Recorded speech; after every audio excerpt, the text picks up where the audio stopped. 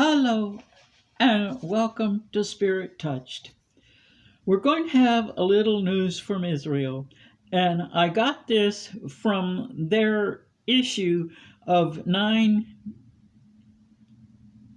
of September in 2019.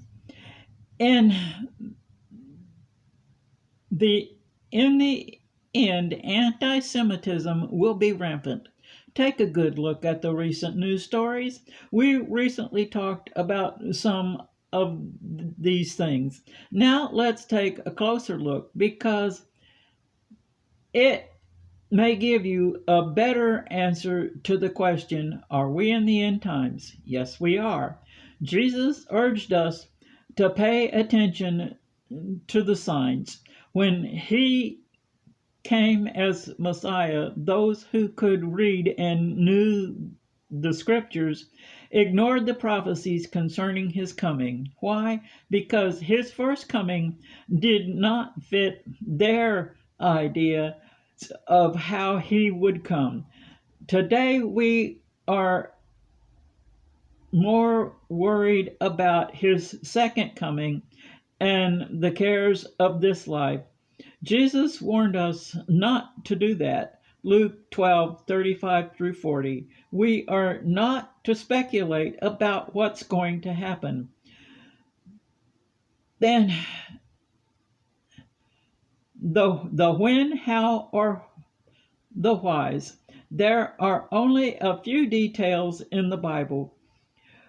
Be very careful not to read things into those details that are not there. Those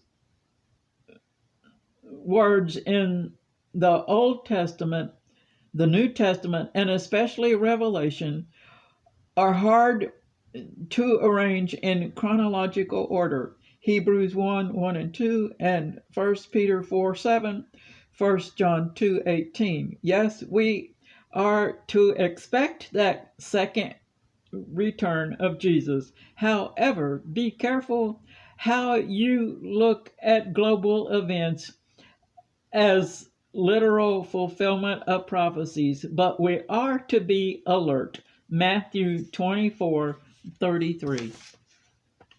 In the end, all eyes will be on Jerusalem, the chosen city of God, the capital of his nation. Zechariah 12:2 and 3 and 14 verse 2, then Matthew 5:35, Luke 21:24.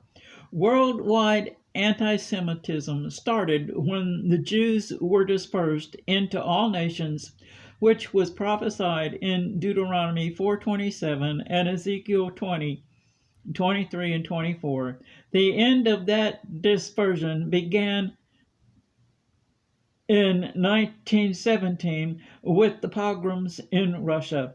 To help understand, either see the movie or read Dr. Zhivago. It picked up speed in May of 1948 when Israel was once again recognized as a nation, Jeremiah 16:16.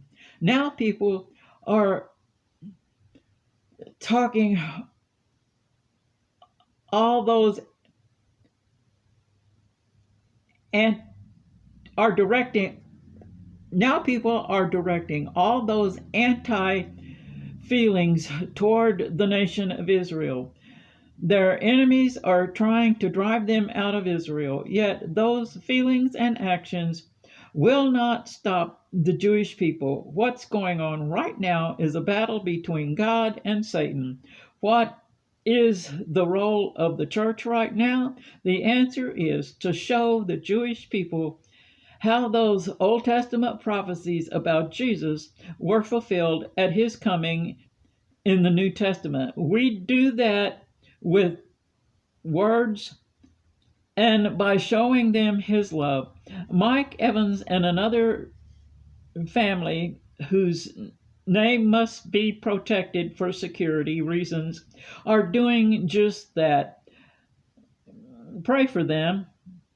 In the Word, God gives many promises, starting with the one between him, Abraham, Isaac, and Jacob. Paul tells us in the New Testament that the gifts and calling of God are irrevocable. His plan for Israel will not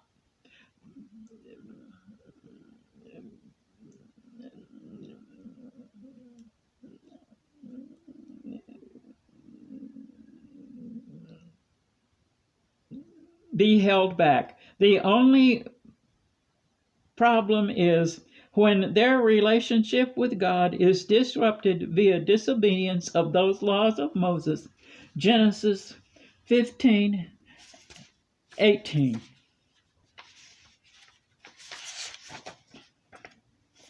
Because of John 3:16, we should want to love all God's people and take the gospel to them in words and deeds. Remember, though, that God has a special love for the land and people of Israel. Isaiah 62:4.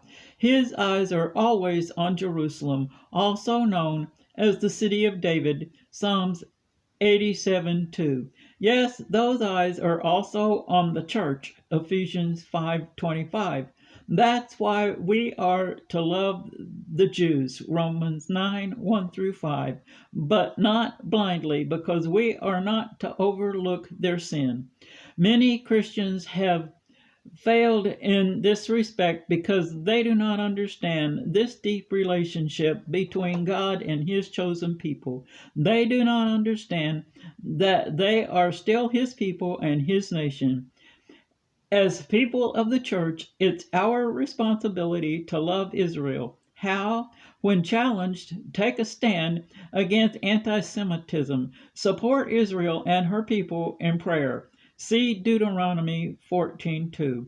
Read the story in Exodus of why Israel was in Egypt, how they were enslaved while there, and how Moses led them back home. That story is a strong message to us Christians. The Bible doesn't allow any room for nationalism or patriotic pride. We are only 2,000 years old as Christians. We are in many nations and speak many languages, but we are one nation in and through Jesus.